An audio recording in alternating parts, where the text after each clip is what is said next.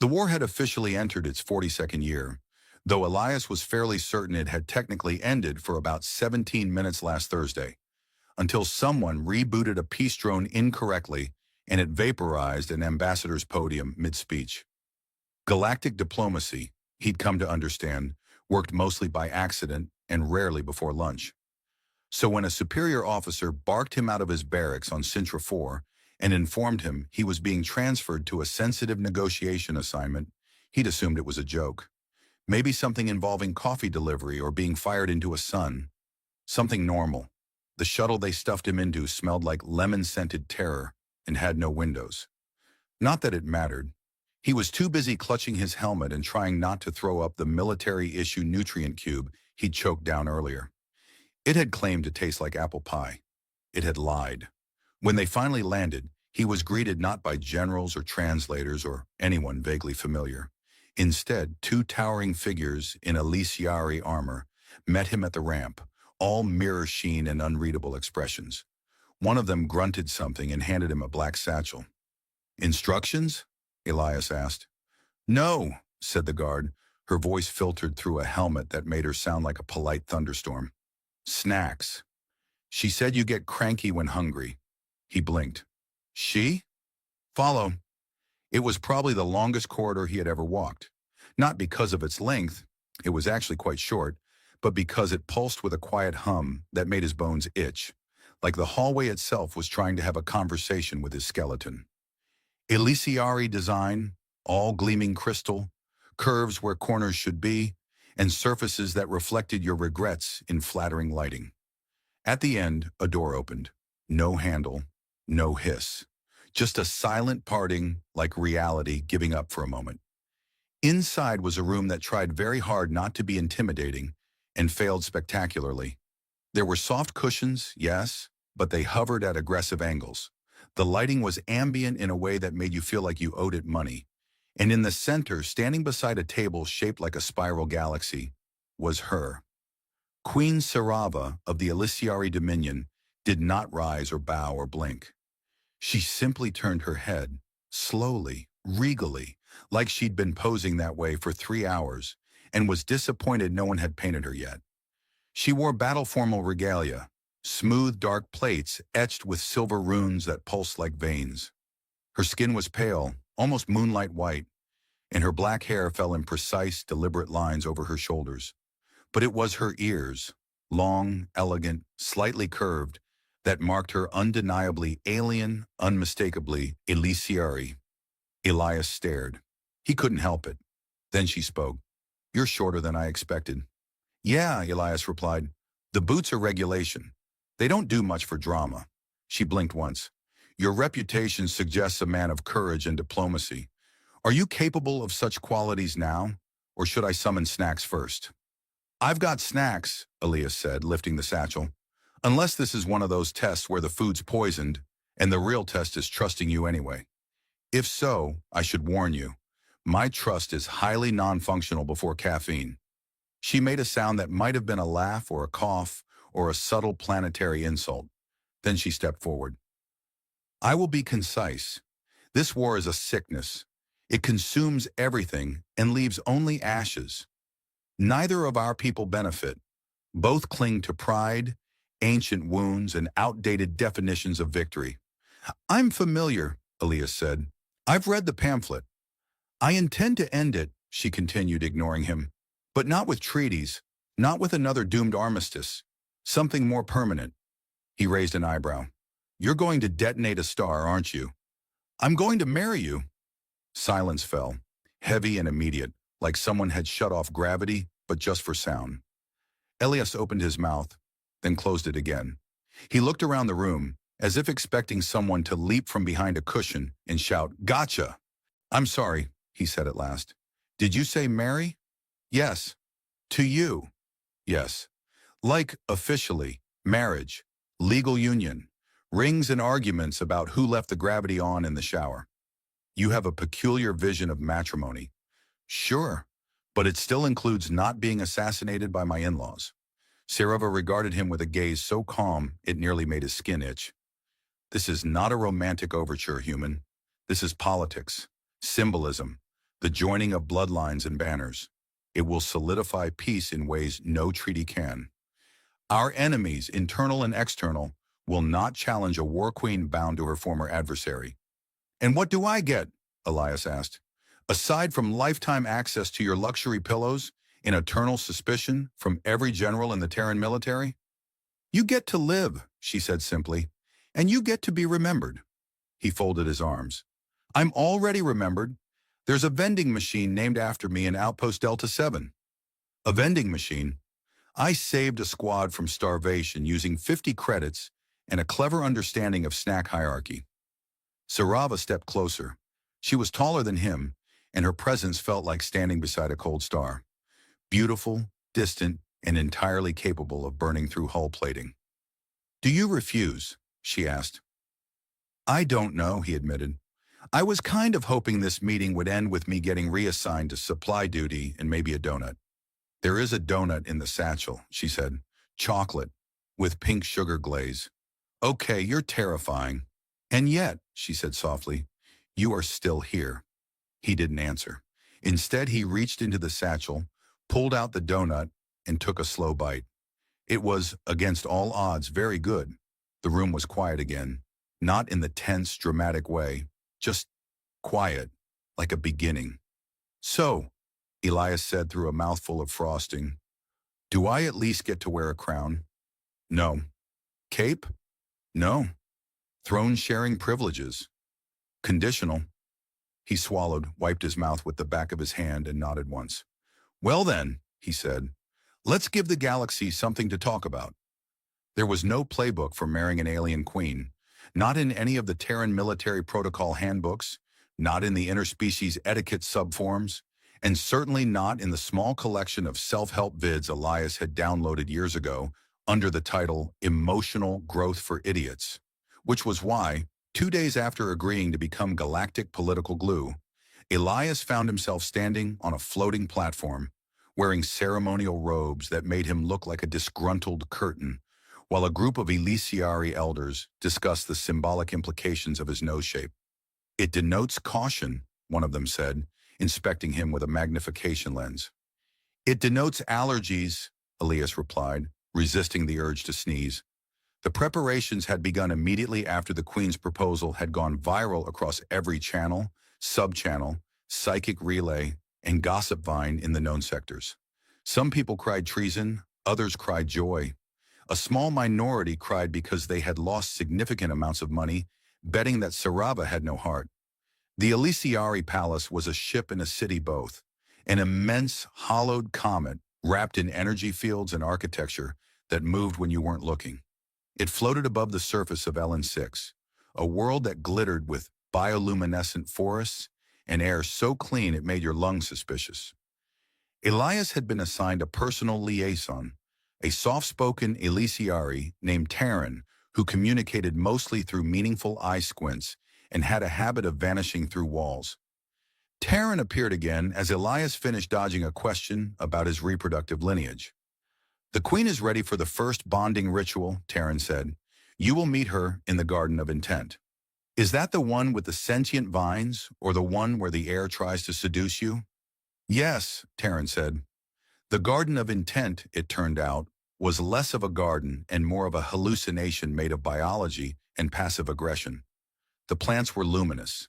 The air was full of floating spores that glimmered in patterns resembling constellations and suspiciously judgmental grandparents. Sarava stood in the center, arms folded, expression unreadable, except for the way her left eyebrow arched when she saw his robes. You look like a ceremonial cushion, she said. Thank you, Elias replied. You look like a small solar storm I'd very much like to not be annihilated by. She stepped closer. This ritual is symbolic. We will exchange truths, a shared memory, a regret, and an unknown. Our minds will touch briefly, aided by the flora. It is painless. Mostly. Mostly? Some humans experience minor side effects, memory hiccups, spontaneous poetry, temporary telepathy with local wildlife. Ah, Tuesday then. She held out her hand. Elias took it. The vines around them stirred, colors shifting. A pulse of warmth spread through his chest, followed by a prickling sensation in his teeth. Then, he was 11, hiding under a broken supply crate during an orbital bombing run, clutching a stuffed bird named Clomp. A soldier, a stranger, had thrown himself in front of a collapsing wall to shield the crate, not knowing anyone was inside. The man had died. Elias hadn't. He'd never told anyone. He blinked, and now they were on a beach. Not Earth. Somewhere warmer. Sarava stood in silence, watching a twin sunset. Her hand gripped something small and sharp. She buried it in the sand. A crystal, a piece of tech, a memory. The vision ended. The garden returned. Elias let go of her hand. His skin tingled. "Well," he said, "that was horrifyingly intimate. Do we do that every morning?" "Only on ceremonial Tuesdays." "I knew it." Taryn reappeared from behind a tree that was absolutely not there a moment ago. "You are expected in the Hall of Petitions," Taryn said, "to meet the dissenters." "Great," Elias muttered. "Let's meet the people who hate me."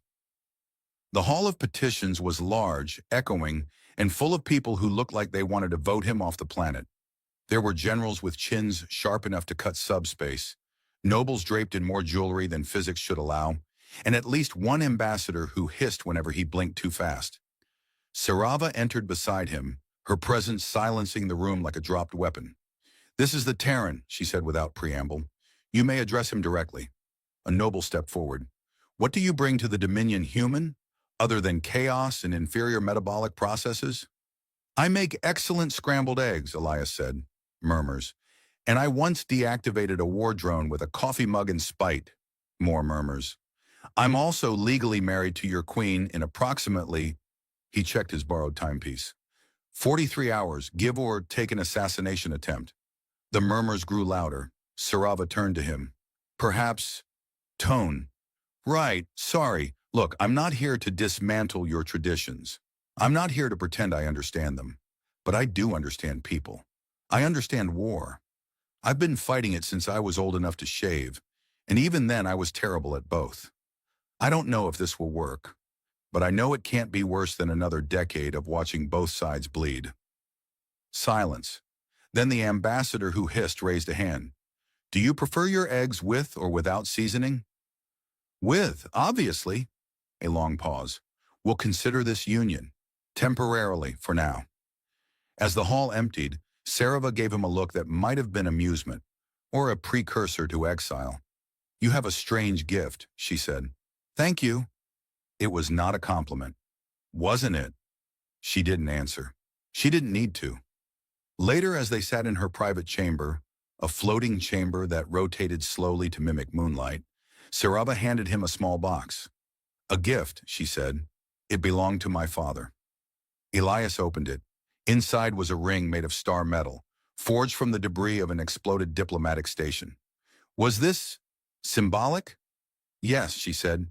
"It means something beautiful can be made from catastrophe." He turned it in his fingers. "You know," he said, "if you wanted to propose again, this is a much better setup." Sarava didn't smile, but she did not smile either. The wedding rehearsals began at precisely 0600, which Elias discovered was both a time and a method of torture. The first lesson involved ceremonial posture, which, according to Elisiari custom, demanded that the groom maintain a position of dignified anticipation, defined as standing very still while looking as though you had recently been crowned and were slightly bored about it. Elias achieved something closer to distracted man looking for where he left his sandwich. Taryn, who had taken it upon themselves to become Elias's full-time protocol survival guide, hovered nearby with the air of someone who regretted all their life choices. "You must hold your shoulders higher, like you are preparing to lift the weight of your people's future." "I have shoulder allergies," Elias replied. "They flare up under pressure and metaphors." Sarava arrived 15 minutes later, which Elias assumed was either a power move or a scheduling error. Her arrival silenced the room. Her gaze didn't. It drilled directly into Elias with the slow precision of a planetary mining laser. "You're slouching," she said. "I'm dignifiedly anticipating," Elias replied. "Mostly anticipating sitting down." She stepped onto the ritual platform and took her place beside him. The efficient, a floating construct made of light, code, and what Elias was reasonably certain was sarcasm, began reciting the oath of synthesis. In the eyes of stars and memory, we bind the strands. A klaxon went off. A red spiral bloomed across the air. Everyone froze. Unscheduled breach in perimeter shell, the construct announced. Source, Terran transport vessel, unauthorized. Elias turned to Sarava. It's not mine. I didn't leave anything running. Sarava had already moved. Her hand gestured midair, opening a tactical display. A grainy image resolved into clarity. A Terran shuttle, smoldering at the hull gates, its weapons locked in standby, its shields fluttering like they'd been punched by a solar gust. From the wreckage stumbled someone in a grease-stained uniform, waving a scorched datapad. Wait, Elias said. Oh no, that's Jenkins. Jenkins? My old tech officer. He once tried to fix a coffee machine and rewired it into a flamethrower. The footage zoomed in. Jenkins was, in fact, holding what looked suspiciously like a coffee pot with sparking wires. Stop him, Sarava commanded. Do not shoot him, Elias added. He's an idiot, not an assassin. A detachment of Elysiari guards swept out to contain the breach. Jenkins was escorted inside, still ranting about diplomatic sabotage by caffeine. Elias was permitted to meet him, on the condition that Sarava and 5 heavily armed guards were present. Jenkins saluted with the enthusiasm of a man who had electrocuted himself 3 times before breakfast. Lieutenant Jenkins, reporting for, emergency clarification, sir. Elias pinched the bridge of his nose. What did you do? I intercepted a command override packet from the Terran High Command. They're planning to extract you, forcefully, during the wedding. Extract, Sarava repeated. As in, kidnap? Technically, protective recovery of a compromised asset, ma'am, Jenkins said, nodding. But yes, kidnapping, with celebratory fanfare and possibly a marching band. Elias turned to Sarava. You're not surprised. I expected something, she said. Your people's tolerance for nonlinear diplomacy is famously low. We once invaded a planet because its greeting gesture looked insulting when viewed upside down, Elias admitted. They think this alliance makes you a liability. Do they know I've already emotionally bonded with your terrifying ceremonial plants? They do not. Well, that's their mistake. Sarava turned away from him and spoke quietly to her guards. Enhance the internal security web. No one enters the observatory unless I authorize it, including this one's coffee-addled comrades. Hey, Jenkins said. It wasn't just coffee. There was tea, too. He was escorted out. Later that night, Elias sat on the edge of his hovering sleep platform, holding the ring box again. He flicked it open and closed a few times, more out of habit than uncertainty. There wasn't much room for second thoughts now, not unless he wanted to ruin a marriage, a political accord, and at least 4 very complicated floral arrangements. The door to his quarters chimed. Come in, he said. Sarava entered.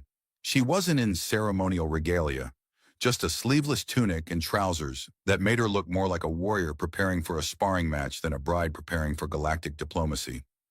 Her hair was unbound.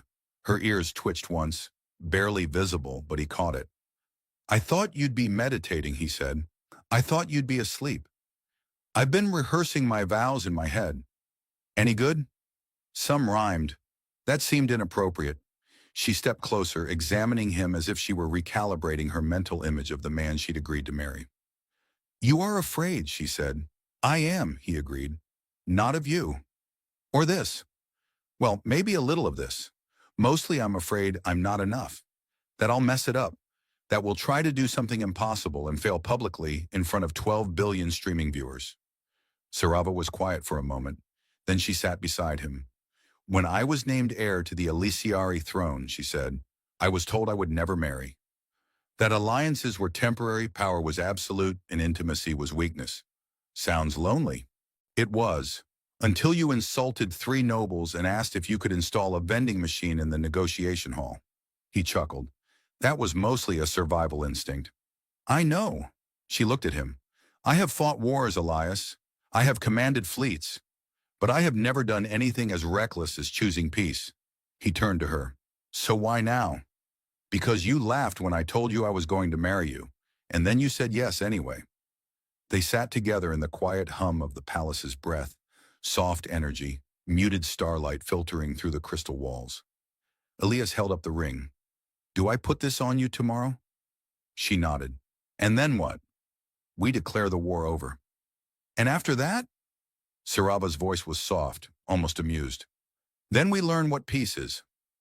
The wedding began at the hour of blue convergence, when the twin suns of LN6 aligned behind the palace spires and cast light sharp enough to make shadows flinch.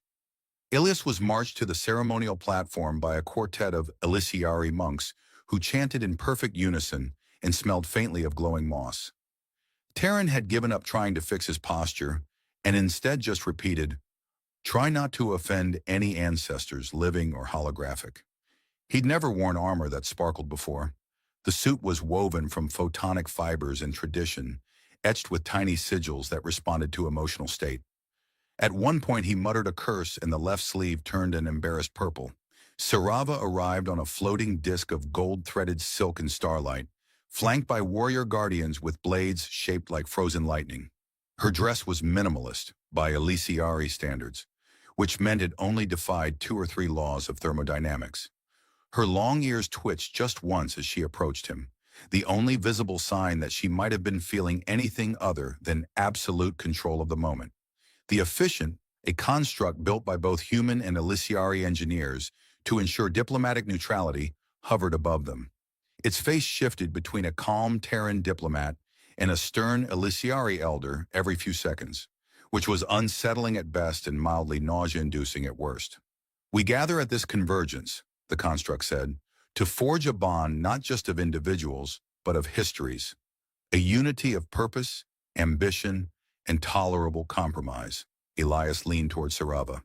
"Is it just me, or does that sound like the start of a very awkward treaty negotiation?" "They all do," she whispered, "but this one ends with cake." "High-stakes diplomacy," he muttered, "now with frosting." The construct continued its recital while a contingent of Elisiari children released glowing insects into the air, each carrying a thread of memory woven into their wings. Elias watched one flit past his shoulder and flash an image, his first time flying a dropship, crashing it gently into a warehouse full of fermented algae and blaming it on wind shear. He hoped no one saw that one. Sarava offered her hand. Elias took it, heart thudding like a war drum made of caffeine and doubt. They stepped together into the circle of accord, a space bounded by an invisible energy lattice that hummed softly as their biosignatures triggered the first binding protocol. "I, Sarava of House Ellerin," she began, "do take this human against all rational counsel and centuries of training. I, Elias Harkin of No House and a long list of parking violations," he said, "do take this woman, despite the fact she could crush me with her mind and look slightly annoyed by my existence most of the time." Several Elisiari nobles gasped. Terran face-palmed. The construct tilted its head, processing humor in 3 languages before stating, "Acknowledged. Vows accepted." A final gesture, a shared breath. The ring, pulsing faintly with stored memory, slipped onto her finger. The lattice around them flared, blue and gold twining together in slow, symmetrical spirals. Above, a projection of the galaxy unfolded, star systems blinking into new configurations as the war was declared.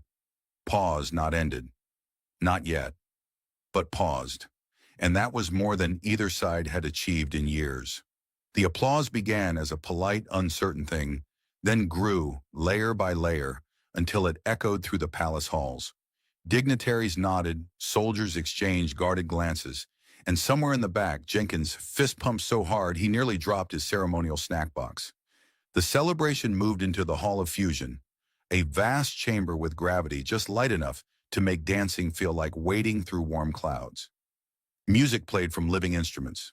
Food hovered on trays that adjusted themselves based on dietary needs and emotional states. Elias was halfway through a slice of what he hoped was cake when Sarava appeared beside him, holding a glass filled with something that shimmered suspiciously. "You're glowing," she said. "Thank you. I think it's the frosting. It's the binding field. You'll adjust, or you'll develop mild telepathy." He glanced around. "Do you think they bought it?" "They bought the performance. Now we see who honors the warranty." You know, Elias said, sipping from his own glass and immediately coughing, this tastes like a confused fruit arguing with metal. It's a traditional wedding drink, Sarava said. It symbolizes enduring discomfort. Well, he said, then it's perfect. The laughter caught them both off guard.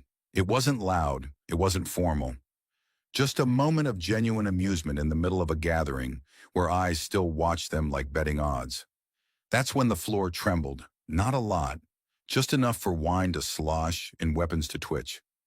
The lights dimmed, the ceiling shimmered, and then a new presence arrived. Broadcast, not physical. A hologram blinked into existence at the center of the room. High Commander Rourke of the Terran Military Council, flanked by 3 other officials, and a holographic seal that screamed, bureaucratic disaster. Queen Sarava, Captain Harkin, Rourke said with a nod that could have been mistaken for politeness if one squinted. Apologies for the interruption. We request a private audience. Sarava's smile was polite. Her eyes were sharp enough to slice atoms. You couldn't have waited until after the first dance? This matter is urgent and classified. They left the celebration, escorted by guards and glares, and entered a secure council chamber where the walls bent to obscure listening frequencies. Rourke's projection paced like a man who hated holograms, but hated waiting more. This marriage changes the equation, he said. You've compromised strategic alliances, shared biometric data, and exposed command protocols. I exposed nothing but a ceremonial shoulder, Elias cut in. Rourke ignored him. There are factions on Earth preparing to reject this union entirely. A splinter group has already mobilized. They claim you've been brainwashed. Elias looked at Sarava. You haven't been beaming propaganda into my dreams, right? No, she said, but I did rearrange your closet telepathically. Rourke's jaw clenched. This isn't a joke. They're threatening retaliation. And if they act, Sarava said, we will not hesitate to defend ourselves. This marriage was supposed to be a step toward peace, Rourke snapped. Instead, it might be the spark for something worse. Elias stood. Then maybe the problem isn't the marriage. Maybe the problem is everyone waiting for it to fail. Rourke's projection flickered. We'll be watching, Harkin. Don't make us regret this. The holograms vanished. Silence returned. Sarava touched his shoulder. They're afraid of change. So am I, Elias admitted, but I'm more afraid of the alternative. You married into a dynasty of psionic warriors with control over magnetic architecture. And you married a human who once declared war on a vending machine because it ate his credits. We are well matched, Oni grinned. Let's give them something to really panic about. The first shot didn't come from space. It came from someone in a utility corridor with access to the main diplomatic uplink, a Terran-supplied signal repeater, and a grudge longer than a planetary equator. The explosion was small but deliberate, enough to take down the interstellar comm array, scramble data links, and plunge both Terran and Elysiari contingents into chaotic silence.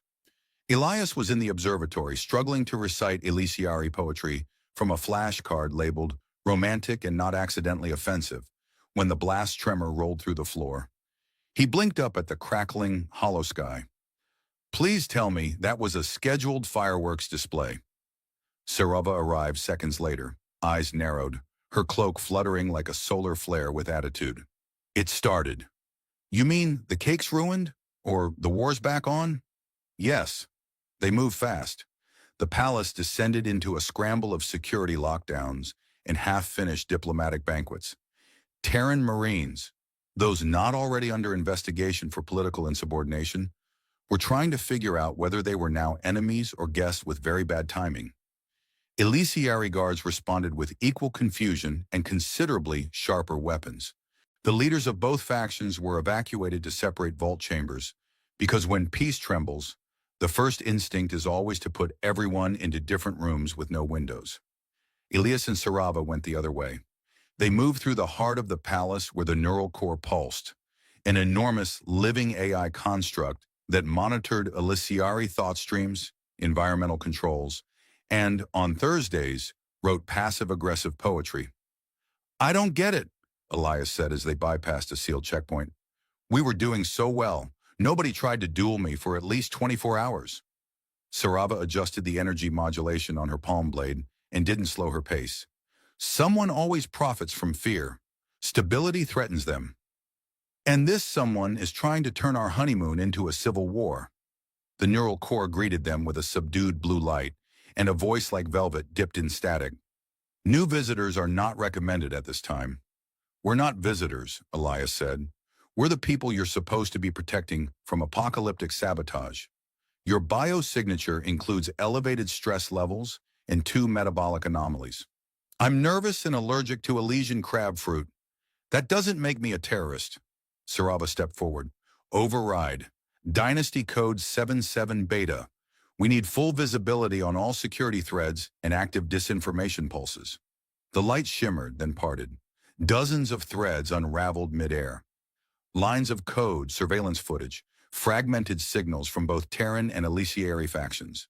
At the center, a hybrid signature spliced from 2 command nodes, one Terran, one Elysiari, unified by old hatred and newer algorithms. Elias stared at it. Someone from both sides, working together to end the alliance? Sarava's eyes narrowed. Someone who understands our weaknesses, who knew this bond was a threat to their control. Okay, Elias said, stepping back. Time to do something rash and heroic. You want to fly into space and punch the broadcast tower yourself? Tempting, he admitted. But I was thinking more along the lines of full-spectrum transparency. Sarava stared. You want to broadcast everything? We've been playing defense since we said I do. Maybe it's time to let the galaxy see what actually happened. Show them we're not mind-controlled, brainwashed, or genetically seduced by pheromone pulses. Although, honestly, that last one sounds way more fun than it is. She considered it. If we do this, we won't be able to walk it back. I wore photonic formal wear and recited poetry. I'm all in. The neural core hesitated, then shimmered green. Broadcast relays are damaged. Manual alignment is required. Elias groaned. Please tell me manual alignment doesn't mean climb a tower during a potential coup? The core remained silent. Climbing the tower took 32 minutes. 4 sarcastic comments about ancient architecture, and 1 near-death encounter with a floating maintenance droid that insisted it was authorized to sanitize descent. They reached the relay platform and reinitialized the main array. Sarava rerouted the encryption keys. Elias pressed the big red button labeled May Require Regret. The message went live. Across both civilizations, across ships, planets, outposts, and stations, the image of the Royal Union reappeared. Not the carefully edited one curated for political optics. The real one. Uncut. A nervous human fumbling through vows. A queen smiling despite herself. Laughter. Awkward pauses. A moment where Sarava adjusted Elias's collar because he had frosting on it. And then, footage of the sabotage, of the conspirators, of the words spoken in shadow exposed to light. It took 6 minutes for the first wave of reaction, 12 minutes for the second. By 15, they were getting transmissions from both sides. Apologies, stunned silence, even jokes. A Terran general commented on Elias's posture. An Elysiari noble apologized for calling him emotionally underdeveloped. By 20, the palace was silent again. Sarava exhaled. So, Elias said, what do we do now? She turned to him. Now we rebuild, slowly, honestly, and with less frosting. He nodded. That was really potent frosting. They descended the tower together. Outside, the Garden of Synthesis was beginning to bloom again, its bioengineered flora responding to emotional harmonics from across the palace. Petals shimmered with tentative hope. Terran met them at the gates, visibly out of breath. You're not dead. That's unexpected. Give it time, Elias said. The day's young. Jenkins emerged behind him holding a new prototype of the ceremonial snack dispenser. It beeped once, then burst into song. I taught it diplomacy, Jenkins beamed. It's singing in ancient Elysiari, Sarava said, frowning, about inappropriate courtship methods. Close enough, Elias said. We'll call it cultural exchange. Later, in the private garden beneath the twin moons, Sarava removed her crown. Elias watched her set it down, careful, deliberate. I was raised to believe peace was something you impose, she said. I was raised to believe peace was something you bought after a very long argument. She looked at him. You still think this marriage was a bad idea? He smiled. Absolutely. But so was the moon landing, the interstellar toaster, and every great idea humans ever had. And yet here we are. He offered his hand again. Here we are. They stood under a sky that was, for once, silent. No alarms, no broadcasts, just the sound of new things beginning. Together. Ray Halden was attempting to fix his toaster with a butter knife and a deeply flawed understanding of electronics when the alien woman first appeared in his kitchen. She didn't kick down the door, or arrive in a bolt of lightning, or float in surrounded by particle effects like in those B-movies he used to watch on insomnia-fueled nights. She just was, suddenly, standing beside the refrigerator with one eyebrow raised and a smirk that made it look like she had just caught him breaking into her kitchen. Ray dropped the knife. It clattered to the floor with a sound that felt a little too loud for a Tuesday morning. She was tall, not abnormally so, but just enough to seem inconveniently elegant. Her yellow hair was short and uneven, like it had been cut in zero gravity, and her ears, long, curved back along the sides of her skull, twitched slightly like they were scanning for sarcasm. She wore armor that looked both battle-worn and stylish enough for a fashion shoot. He wasn't sure whether he should be afraid, impressed, or asking if she needed coffee. Hi, she said, in perfect English. I want you to come. Ray blinked.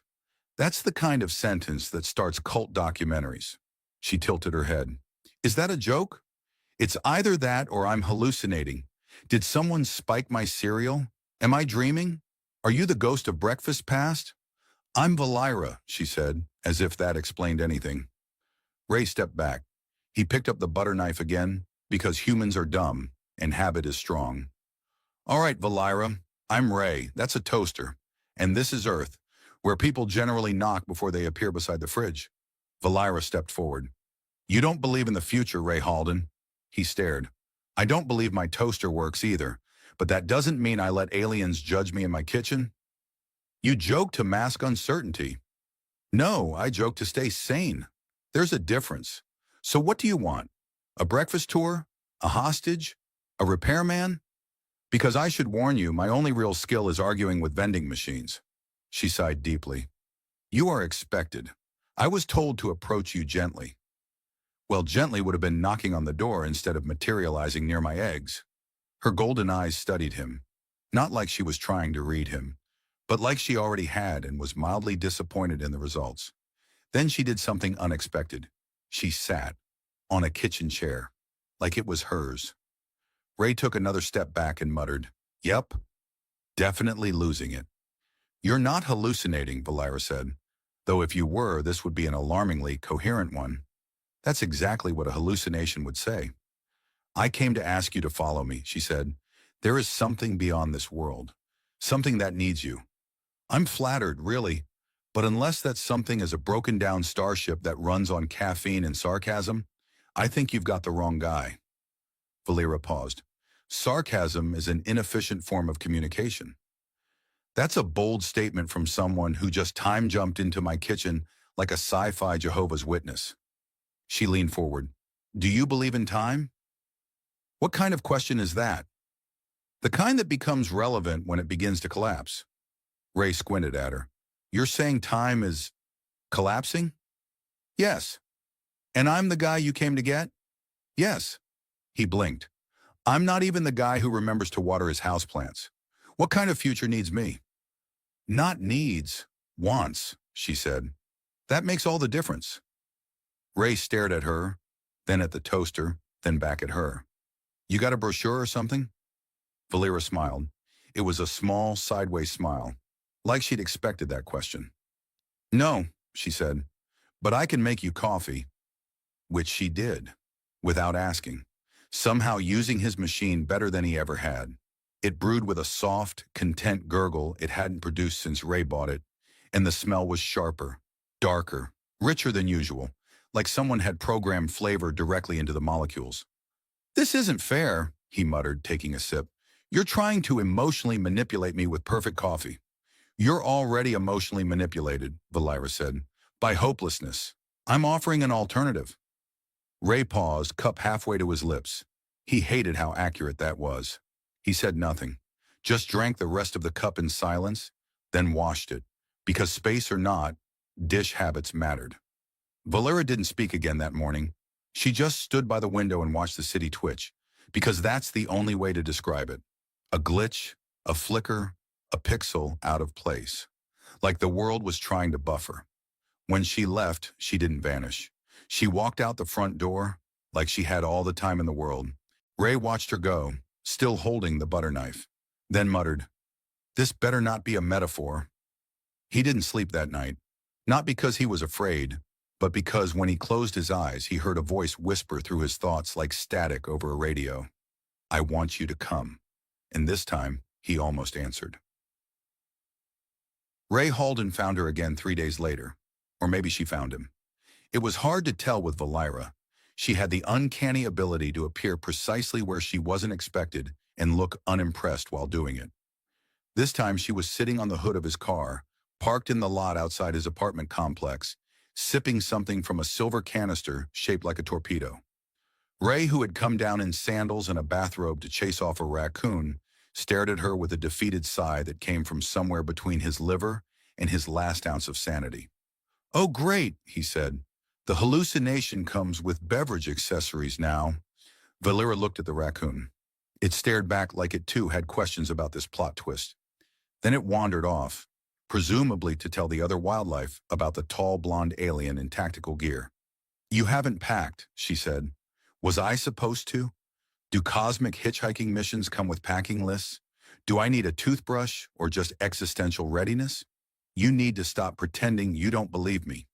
"Oh, I absolutely believe you're weird and have a flair for dramatic entrances.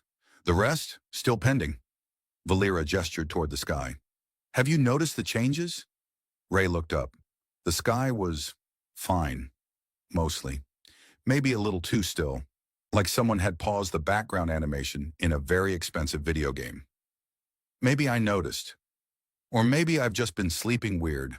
Could be the chili, or your mind tricks." She slid off the hood with feline grace that should not have belonged in a gravel lot. "You dream in patterns, that's a sign. The code is leaking." "Leaking code, like software? This is a Matrix thing, isn't it?" "Don't flatter your mythology, it's older than that. But your brain is adapting, which is good, we'll need that." Ray crossed his arms. "Need me for what exactly? Is there a cosmic vending machine that only takes sarcasm as currency?" "You're not special, Ray," she said without malice. He snorted. "Now there's a pep talk. Gonna knit that on a pillow." "But you're consistent," Valera continued. "Your thought patterns are stable enough to anchor our jump. You're unpredictable, but in the same predictable ways. That matters." "Let me guess. Your people held auditions and everyone else flinched when you brought out the time fork?" She raised an eyebrow. "Time fork? Something ridiculous. Just roll with it." Valera leaned on the car. "You still think this is a joke?" "Of course it is. You don't just show up in someone's apartment, offer them a trip to the unknowable, and then expect them to throw away their life like it's a parking ticket." "What part of your life exactly do you think I'm asking you to sacrifice?" Ray opened his mouth, then closed it. She had a point, which was annoying. He changed tactics. "You haven't actually shown me anything, Valera. You keep hinting at this future and fractures and jumps, but so far the biggest threat I've seen is that you drink out of a thermos shaped like a missile."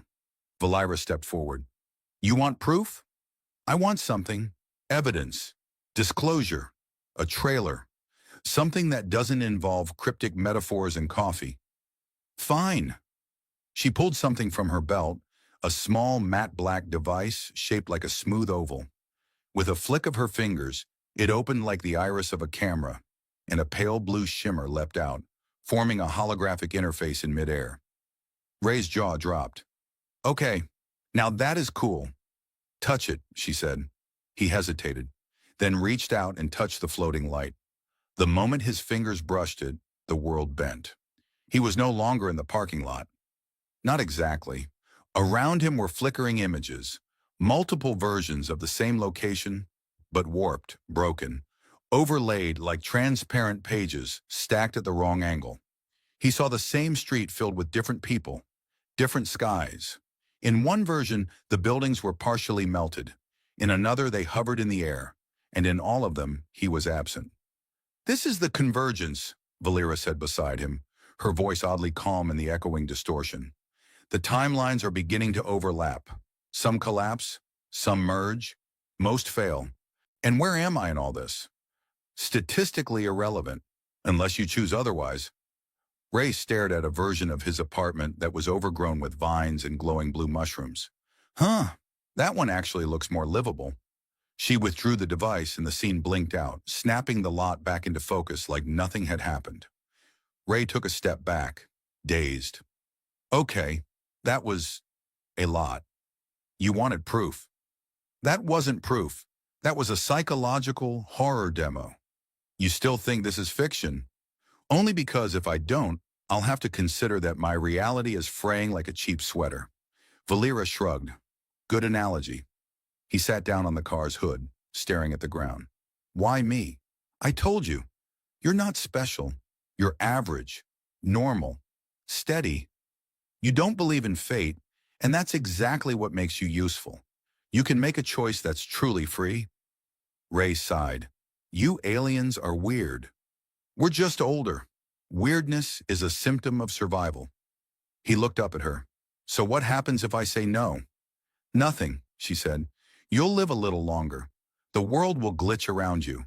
Eventually it will break, and you'll die not knowing if it was your fault." Ray winced. "Well, that's a cheerful prospect." She sat beside him.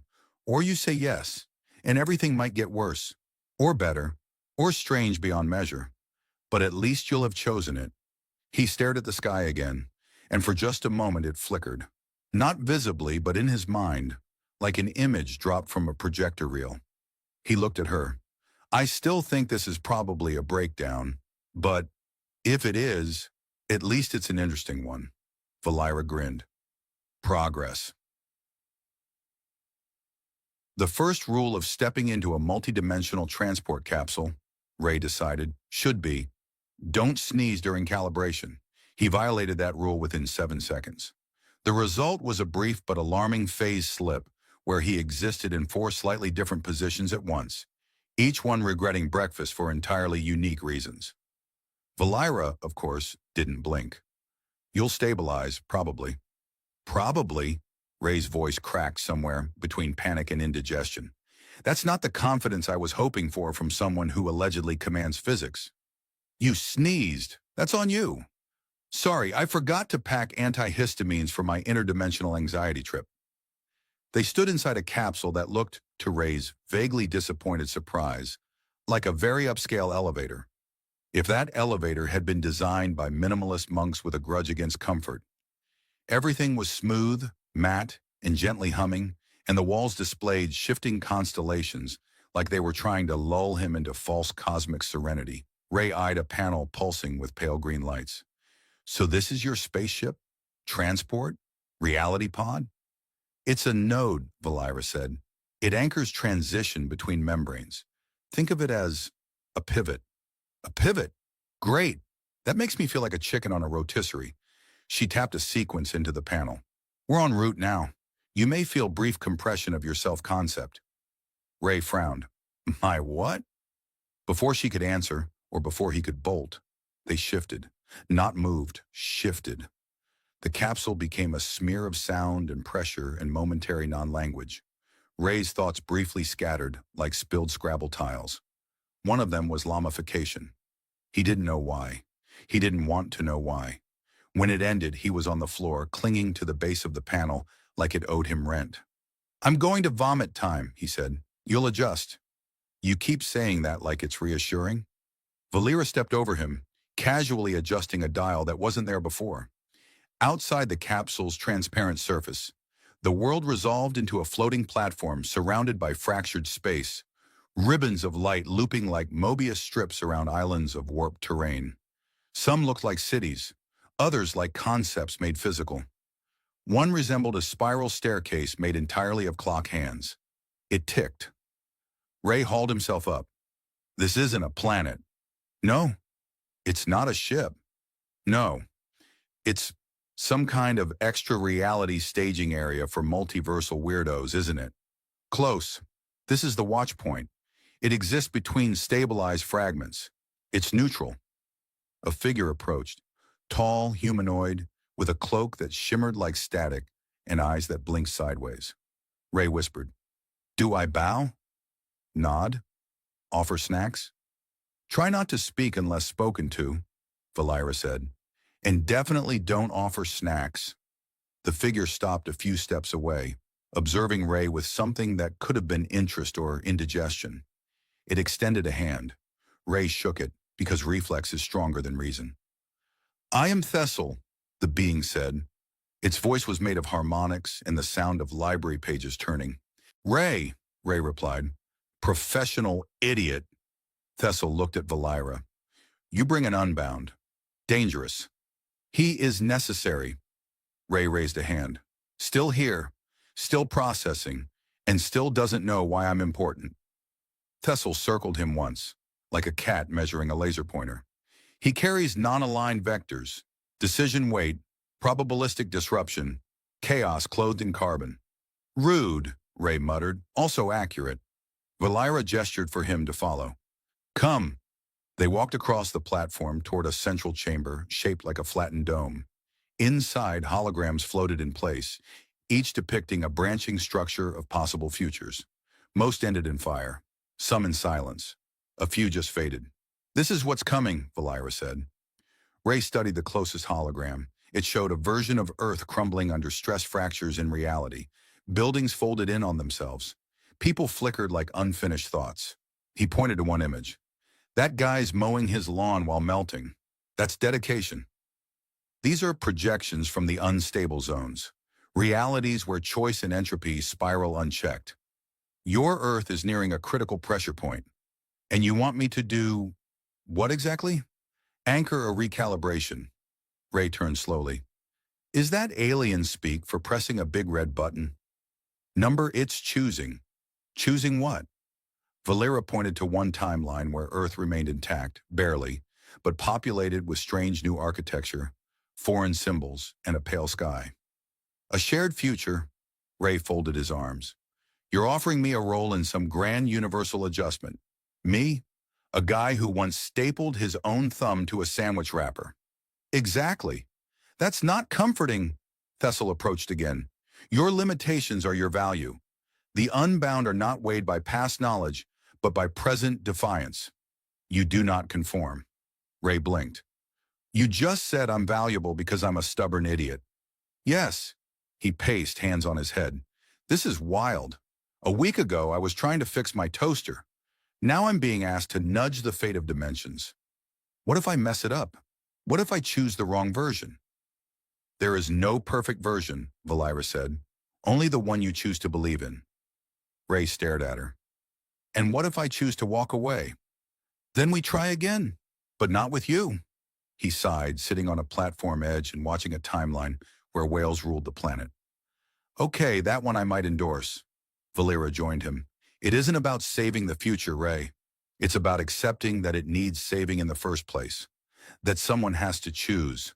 He looked at her. Really looked. She wasn't calm. Not really. Beneath the confidence, she was tired, determined, but stretched thin. Like she'd carried too many maybes across too many might-have-beens. He tapped his forehead. "All right, I'll try. But if I get absorbed into some eldritch spreadsheet, I want my name in the footnotes." Valera smiled. "Deal." Ray's first heroic act as a chosen multiversal chaos anchoring Unbound was to trip over a floating data conduit and apologize to it.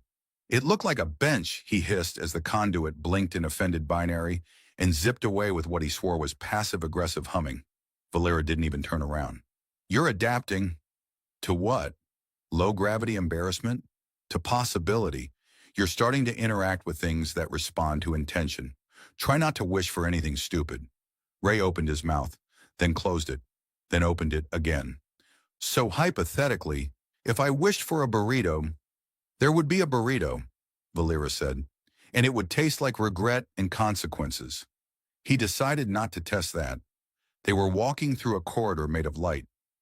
Not lit, made of light. The walls shifted with abstract geometries, glowing with faint blue edges, like a blueprint someone dreamed instead of drew. Each step echoed with slight temporal feedback, which Valira said was normal, and Ray considered spooky in an educational way. Ahead of them was the Chamber of Decision, which sounded more dramatic than Ray was prepared for. He expected a small meeting room with a round table and maybe some visual aids. Instead, it was a massive dome with no visible walls, only endless iterations of himself standing in faint translucent arrays, each locked in different postures. Arms folded, hands raised, sitting, fleeing. So, Ray said, this is the part where I pick a future? No, Valira said. This is where the futures pick you. Oh, good. That's not creepy at all. One of the ghost rays waved at him. Ray waved back. He seems nice. Can I pick that one? Valira stepped into the array and tapped a sequence in midair. The figures collapsed into a rotating sphere, then expanded outward again. But this time they were joined by Valira variants, alien landscapes, machines, stars, and languages Ray couldn't even begin to parse. This is the entanglement mesh, she said. Every future branch you might influence. It's based on quantum inclination, emotional imprint, and breakfast. I knew that oatmeal would come back to haunt me. You joke, but nutrients affect mental rhythm. Great, I'm saving the multiverse with the power of carbs. Valira placed a palm on a node. A section expanded, showing a future where Earth and Valira's world coexisted, uneasily but peacefully. Hybrid cities, shared science, bilingual traffic signs. Ray spotted a holographic advertisement featuring his face. He looked deeply uncomfortable. I'm a toothpaste spokesperson in this future. Charismatic trust figure, Valira corrected. You're a symbol, Ray groaned. I knew I should have worked on my smile. Another node opened nearby, showing a future where Earth resisted alien contact and tore itself apart from inside. Paranoia, propaganda, cities turned to silent ruins. Ray looked away. Okay, not that one. A third node showed integration, but domination. Valira's people overrunning Earth systems, peaceful, efficient, soulless. Ray himself was nowhere in that timeline. Yikes, he said. That's the dystopian cousin of IKEA taking over. You must choose the route path, Valira said. You won't control what happens, but you will anchor the direction. Ray hesitated. Why me again? Because you're uncertain, she said. Most beings already know what they want. You don't. You question. That makes you dangerous and necessary. He stepped closer to the sphere. You sure this doesn't involve, like, a cape or a speech or anything? I don't do speeches. I babble. With sweating, Valira smirked. Then babble wisely. Ray reached toward the node that felt closest to the Earth he wanted. Not perfect, not easy, but growing. The kind where humans stayed weird, curious, and full of bad ideas that sometimes turned out great. A future that made room for both spaceships and sarcasm. The moment his fingers touched it, the sphere collapsed into a point of light that rushed into his chest like a breath held too long. He staggered. Did I just swallow time? You aligned. The mesh is recalibrating now. Outside the chamber, the light corridor shifted color. New paths opened. Distant humming began, mechanical, musical, alive. Valira led him back toward the capsule node. Ray looked over his shoulder. That's it? I just touched a light ball and now the universe course corrects? There will be ripples. Anchoring is in control. You've biased the vector. The future adjusts. I'm still very confused. That's permanent. Neat. Inside the capsule, everything felt subtly different, calmer, as if reality had exhaled. Valira keyed the return sequence. This time, Ray didn't sneeze. He did hiccup, but the capsule tolerated that. When they rematerialized back near Earth's orbit, the view outside had changed. Satellites now shared space with oblong, silver structures pulsing gently. Alien tech integrated, not dominant. The moon had a ring around it. Ray had questions. He decided to pace them out over snacks. Valira handed him a small card. It shimmered with embedded glyphs and looked vaguely like a backstage pass. What's this? Access credential. You're now a bridge representative. I'm what?